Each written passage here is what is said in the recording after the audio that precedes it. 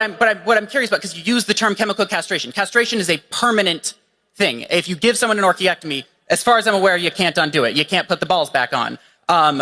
You give someone Lupron, an adult, a child, a whomever, you take them off of it, it goes away. So I'm just like, that's not true. That's objectively that's not true. That is not true. Okay.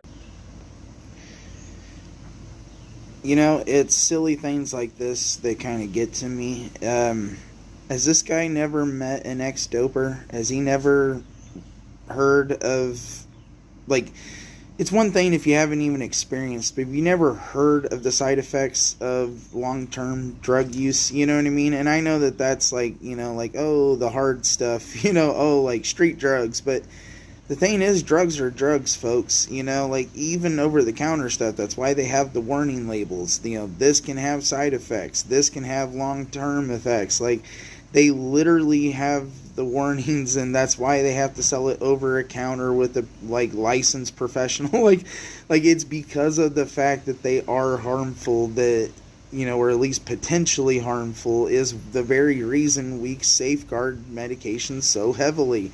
You know, so it's like any way you spin it, this kid is stupid. Like, any foreign agent that you enter into your body is going to have some sort of effect, right? It's going to have long-term effect, and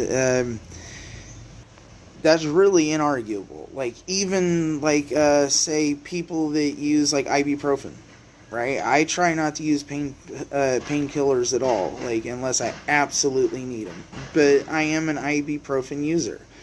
So the thing is, though, I do acknowledge that certain painkillers and stuff, if you like use them too frequently, apparently they fuck with your kidney, right? So there's a trade-off there. You know, am I willing to live with the pain? Am I willing to risk my kidney?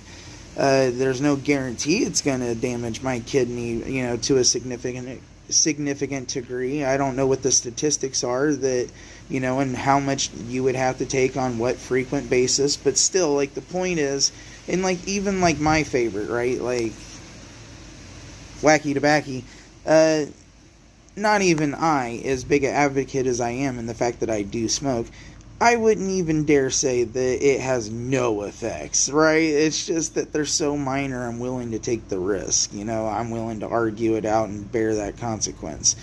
But that being said, you know, it's irritating to hear people take absolute certainty with something so absurd that it would have no long-term effects.